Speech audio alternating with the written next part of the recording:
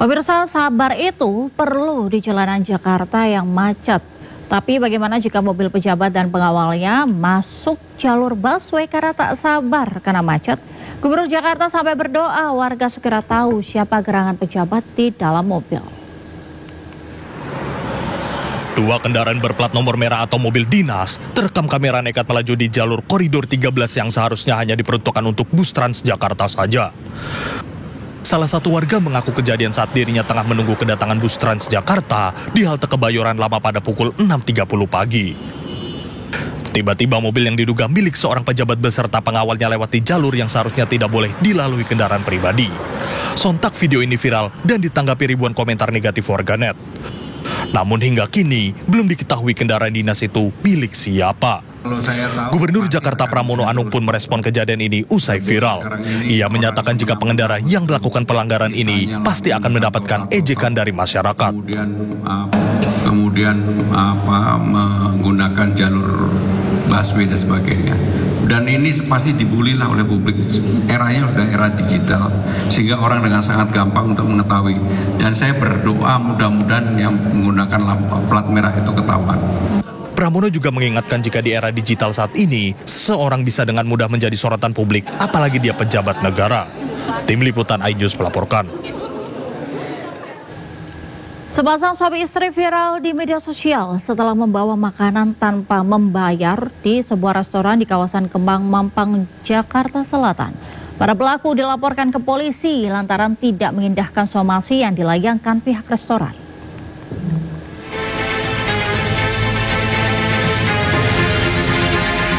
CCTV ini merekam saat pasangan suami istri mendatangi dapur sebuah restoran di kawasan Kemang, Jakarta Selatan. Dua pelaku mengintimidasi kepala dapur dan pegawai restoran lantaran makanan yang mereka pesan tak kunjung datang. Pasangan suami istri yang merupakan seorang gitaris dan seorang psikolog kemudian membawa 14 makanan dan minuman tanpa membayar. Rekaman video ini akhirnya viral setelah diunggah ke media sosial.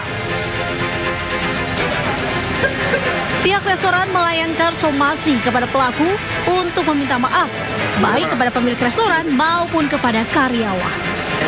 Namun, somasi ini tidak diindahkan hingga pihak restoran menempuh jalur hukum. Pihak restoran tidak mempersoalkan kerugian sekitar Rp530.000 yang dialami karena menunggu itikat baik dari terlapor untuk meminta maaf. Dari Jakarta, Helmi Sempati melaporkan. Kedapatan menggasak sepeda motor, dua maling babak belur diajar massa di Bogor, Jawa Barat. Dari tangan sindikat antar kota ini, petugas mengamankan sejumlah kunci letter T serta sepeda motor sebagai barang bukti.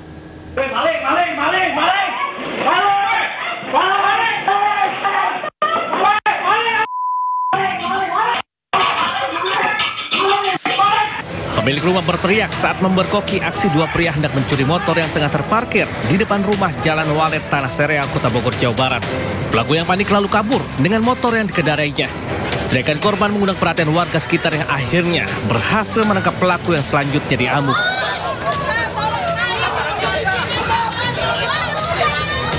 Pelaku ditangkap di kawasan Kedung Badak, Tanah Sereal, sekitar 2 km dari lokasi pencurian. Pelaku selanjutnya dievakuasi petugas dari amuk warga. Dari hasil pemeriksaan, diketahui pelaku kerap melancarkan aksinya di sejumlah kota besar seperti Tangerang dan Bogor. Dari tangan pelaku, petugas menyita kunci letter T serta 2 motor milik korban serta pelaku yang digunakan saat melancarkan aksinya. Dari Bogor, Jawa Barat, Andi Firmansyah iNews melaporkan.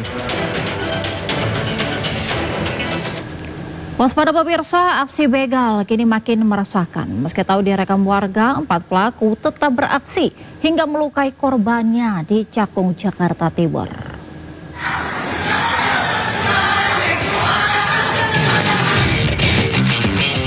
Seorang pengendara motor diadang 4 orang pelaku di Jalan Pulau Kambing Raya, Jatinegara, Jakarta Timur. 2 pelaku turun dari sepeda motor untuk merampas kendaraan korban. Karena mendapat perlawanan, pelaku lain mengeluarkan senjata tajam kemudian menyerang korban. Korban akhirnya tak berdaya membiarkan sepeda motornya dibawa kabur para pelaku. Ia kemudian ditolong seorang petugas keamanan gedung. Akibat peristiwa itu, korban mengalami luka akibat sabetan senjata tajam dan langsung dilarikan ke rumah sakit terdekat. Kasus begal sepeda motor tersebut kini ditangani petugas kepolisian sektor Cakung.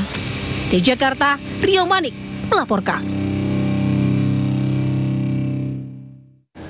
Waspadalah pemirsa jika meninggalkan barang berharga di dalam mobil walau hanya sebentar. Di Kota Bekasi, Jawa Barat, kasus pencurian barang berharga dengan modus pecah kaca kembali terulang.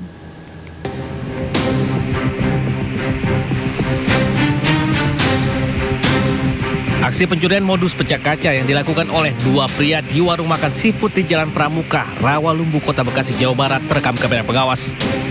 Hanya membutuhkan waktu singkat, pelaku berhasil menggasak emas, berlian, laptop, dan barang berharga milik korban seharga ratusan juta rupiah yang ditinggalkan di dalam mobil. Usai beraksi, kedua pelaku pun melarikan diri ke arah Bekasi Timur. Diketahui pelaku telah mengamati situasi yang saat kejadian tengah turun hujan sehingga aksinya tidak terdengar.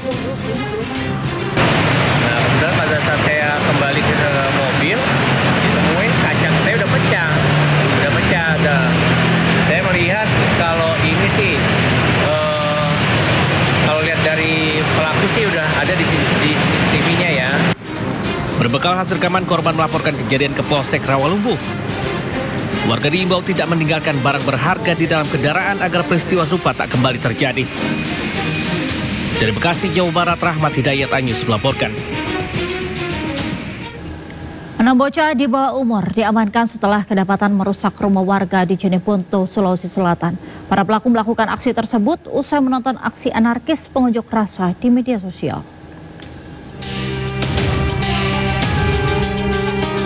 Sebuah rumah warga di Jeneponto, Sulawesi Selatan porak-poranda setelah dirusak 6 bocah di bawah umur. Para pelaku yang masih duduk di sekolah dasar melakukan aksi tersebut setelah menonton aksi anarkis pengunjuk rasa di media sosial. Akibat kejadian itu, pemilik rumah yang keberatan melapor ke pihak berwajib hingga para pelaku diamankan. Kepolisian Polsek Batang yang menerima laporan melakukan persuasif secara humanis terhadap para pelaku karena masih di bawah umur. Dengan pendekatan mediasi kekeluargaan, kami bersama pemerintah desa dan Babinsa Batang mempertemukan pelaku dan korban di Polsek Batang.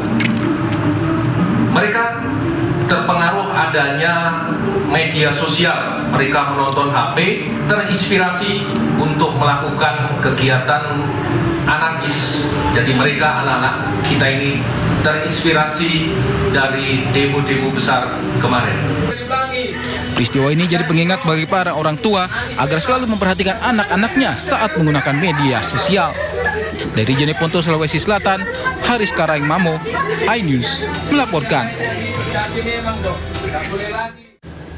Lagi-lagi gara-gara bercanda, seorang bocah SD nyaris terjatuh dari lantai 3 sekolahnya usai bermain di kelas di Tangerang Selatan, Banten. Bocah sempat bergelantungan di jendela hingga diselamatkan rekan dan guru.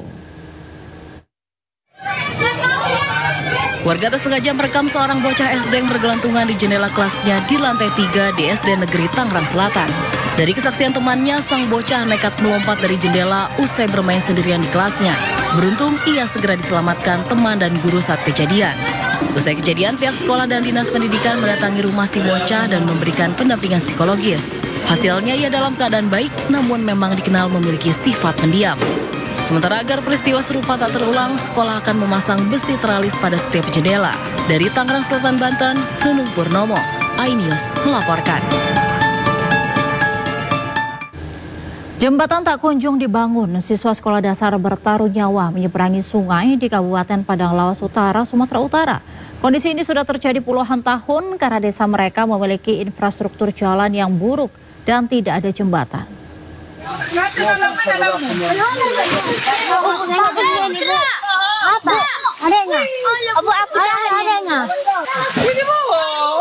Jangan cepat.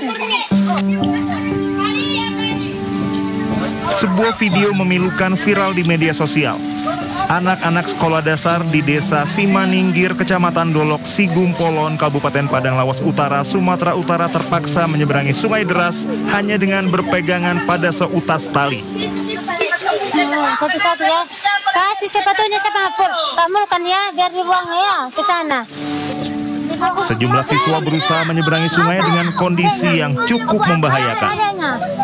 Arus sungai yang deras membuat perjuangan mereka semakin dramatis.